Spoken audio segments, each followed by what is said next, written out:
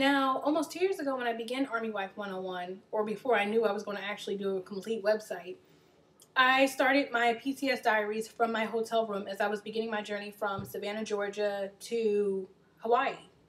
But at the time when I did that, I kind of just did it on a whim, so it wasn't thought out or anything like that. And, you know, I had kind of started pretty late, so I didn't have time to document my entire PCS move. This time, of course, I'm doing Army Wife 101, so I thought it'd be great to really just document even me, someone who I guess people look up to and expect answers from, to show you that, hey, you know, I'm going through things with my PCS too, and it's definitely not smooth and creamy like I would love for it to be. So I thought I'd start out by today. Some of you may have seen my question I posted about housing on Fort Bragg. Now, I don't want to bash anything or bash any type of housing office, but let me just say that I'm really frustrated. A few weeks ago, we applied for housing. If you go to their website at the time, I don't know if it's changed or not, but last time I checked it hadn't. It's very well announced that, hey, you can apply for housing 90 days before you get here. Send in all these documents, your DA-31, your orders, your DD-1172, and your housing application, and pretty much you'll be put on the list. That's what it stated, right?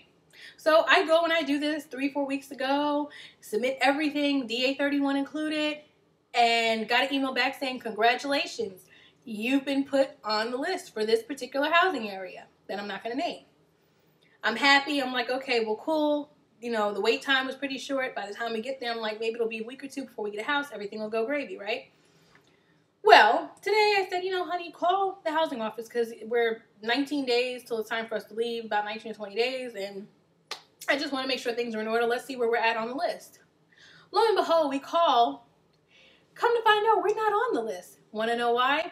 Apparently, a new policy was mandated, which I do believe this, because you know how you hear people say, hey, can I apply for housing at this particular base? And some people will say, oh, yeah, well, when we went there, we were allowed to apply right before we arrived, and then you hear other bases don't allow you to do that. Well, the way it was explained to us is that because so many bases had different rules from each other, the Army said, no, we're just going to flat across the board. You can't basically apply until you clear or sign out of the